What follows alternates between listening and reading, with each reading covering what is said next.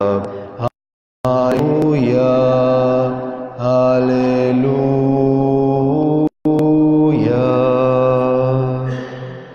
El Señor esté con ustedes. Evangelio de nuestro Señor Jesucristo, según San Lucas. Gloria a ti, Señor. Después que Jesús predicó en la sinagoga de Nazaret, todos daban testimonio a favor de él y estaban llenos de admiración por las palabras de gracia que salían de su boca. Y decían: ¿no es este el hijo de José?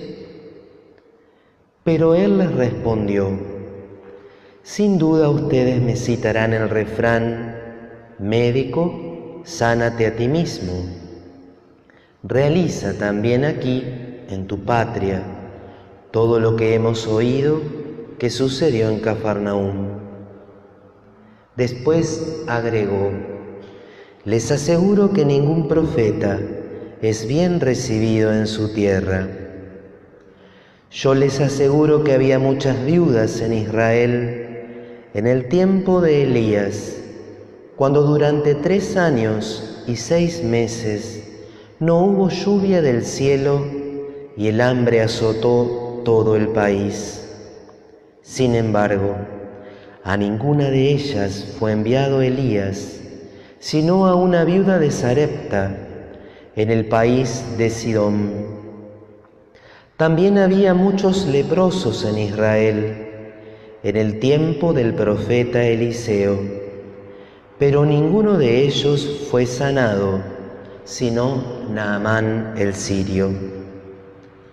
Al oír estas palabras, todos los que estaban en la sinagoga se enfurecieron y levantándose lo empujaron fuera de la ciudad, hasta un lugar escarpado de la colina sobre la que se levantaba la ciudad, con intención de despeñarlo. Pero Jesús, pasando en medio de ellos, continuó su camino. Palabra del Señor. Gloria a ti, Señor Jesús.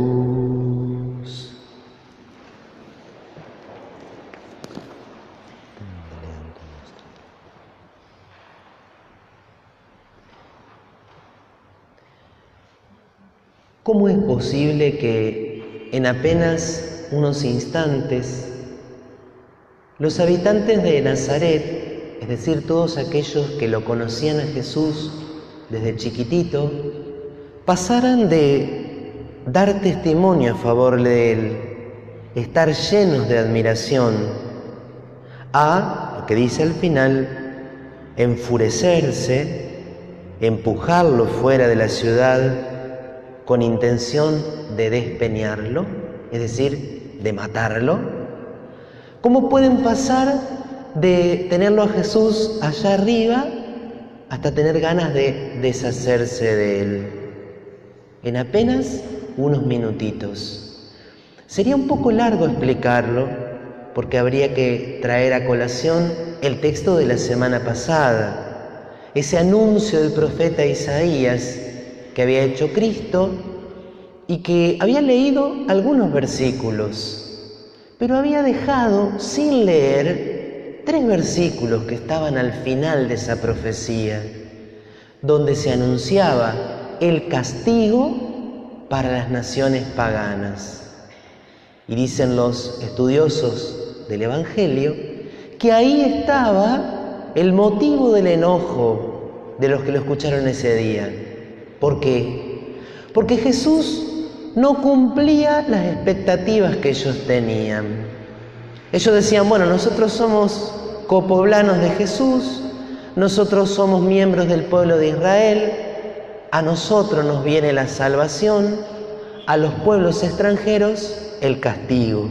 Y de pronto el Señor viene a anunciar la salvación para toda la humanidad, como va a decir después San Pablo, ya no va a haber judío ni griego, esclavo ni hombre libre, hombre o mujer, todos vamos a ser iguales a los ojos de Dios, gracias a la redención obrada por Cristo. Y esto provocó entonces este intento de hacer desaparecer al Señor. Qué duro tiene que haber sido para Jesús. Vuelvo a decir, los que primero lo admiraban y después trataron de matarlo, era la misma gente con la cual él había crecido. Algunos amigos con los cuales había jugado, quizás algún pariente. Probablemente María estaba allí, en ese contexto, y supo de esta revuelta y cuánto tiene que haber sufrido su madre. Pero quizá había primos de Jesús, algún tío de Jesús, algún pariente muy cercano. Y el Señor va a formular esta frase que nosotros, un poquito cambiadita, la solemos también utilizar a veces. Ningún profeta es bien recibido en su tierra. Nosotros decimos, nadie es profeta en su tierra. Pero lo primero que tenemos que admirar es la fortaleza de Cristo. Toda esa multitud, ese gentío, tratando de eliminarlo. Y dice que el Señor, pasando en medio de ellos, continuó su camino. Esto ha sucedido muchas veces a lo largo de la historia. Esto está sucediendo también hoy. Podríamos decir que Argentina ha pasado de tenerlo a Jesús allá arriba, como fue alguna vez en nuestra historia, donde la palabra de Cristo era muy importante en nuestra sociedad, en nuestras leyes, en nuestra cultura, a tratar de empujar a Jesús fuera de la ciudad. Hay muchos que dicen, fuera Cristo, fuera Jesús, fuera el cristianismo, fuera la religión, fuera la fe. Cristo no tiene nada que hacer en la Argentina. Y sin embargo, qué hermoso es saber que se cumple y se va a volver a cumplir siempre esto que dice al final, Jesús, pasando en medio de ellos, siguió su camino. Y así, si uno mira la historia de los 2000 años de cristianismo, los pueblos, las civilizaciones, las culturas, a veces lo han tenido a Jesús allá arriba y en otros momentos han querido sacarlo de en medio. Y esos pueblos, esas culturas, esas ideologías, muchas, casi todas, han caído, han desaparecido.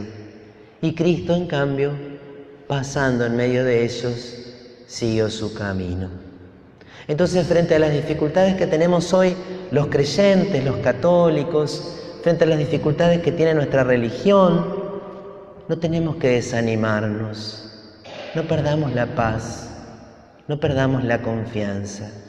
Pero esto no le pasa solo a Jesús, le pasa a todo aquel que trata de vivir como Jesús. Y por eso a nosotros a veces nos puede pasar lo mismo. ¿Quién de nosotros quizás no ha sufrido especialmente en su casa, en su familia?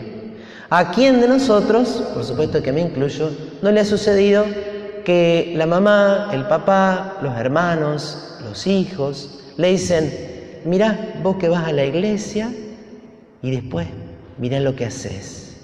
O con una cierta ironía, diciendo, a ver vos que vas a la iglesia, ¿qué vas a decir? ¿Qué vas a hacer?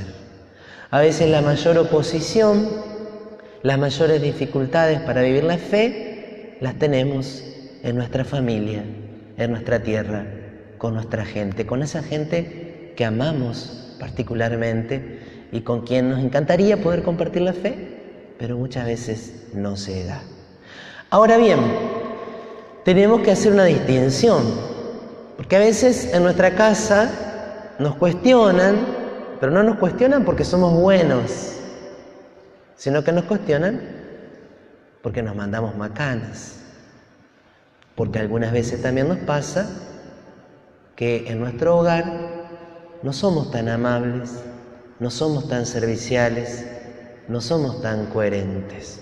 Entonces, para que yo pueda aplicarme a mí mismo este Evangelio, como lo vivió Jesús, yo tengo que tener al menos una cierta tranquilidad de que estoy tratando de vivir verdaderamente mi fe cristiana. Porque dice también San Pedro en su carta, si los persiguen, que sea por ser buenos, por hacer el bien, no por hacer el mal. Si te persiguen por hacer el mal, no tiene ningún mérito. Al contrario, uno está siendo casi ocasión de pecado para los otros. Y quiero detenerme en dos pequeños detalles más del texto. Dice que al principio estaban llenos de admiración por las palabras de gracia que salían de su boca. De la boca de Jesús siempre salían palabras de misa con el deseo de recibir la bendición de la garganta. Y nosotros en la bendición de la garganta pedimos a Dios que nos libere de todo mal de la garganta y de cualquier otro mal. Vamos a pedirle, además de que no nos duele la garganta, además de no quedar afónicos o de otros problemas que pueden ocurrirnos, Señor, que a través de la bendición de San Blas, de mi boca, no salgan más palabras que no sean palabras de gracia, que no salgan palabras hirientes, que no salgan palabras que al otro lo entristezcan, que al otro lo denigren, que al otro lo hagan sufrir. Señor, que de mi boca no salgan palabras falsas, palabras engañosas, palabras hipócritas. Que mis palabras siempre sean palabras verdaderas, palabras de gracia. Y para ser un verdadero profeta y para poder decir siempre palabras de gracia, qué importante es tener en cuenta también la segunda lectura. Decía Jesús a través del apóstol San Pablo, aunque yo hablara todas las lenguas de los hombres y de los ángeles, si no tengo amor, soy una campana que resuena o un platillo que retiñe.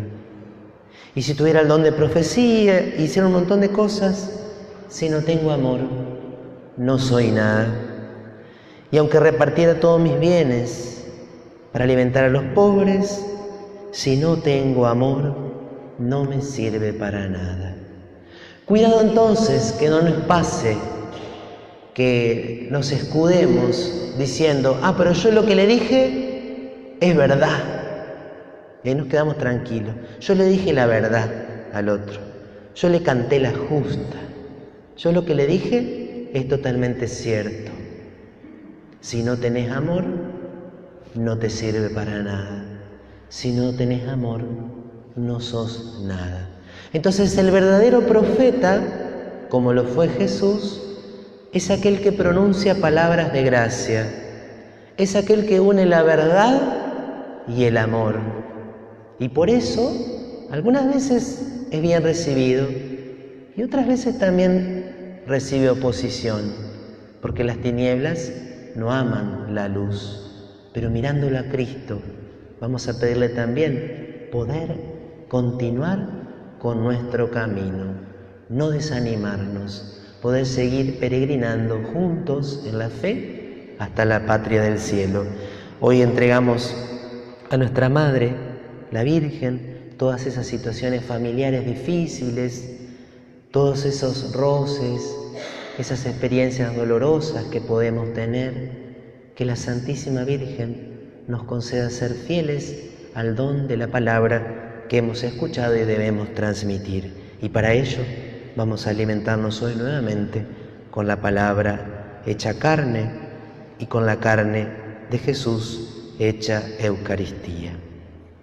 Creo en Dios, Padre Todopoderoso, Creador del cielo y de la tierra, Creo en Jesucristo, su único Hijo, nuestro Señor, concebido por obra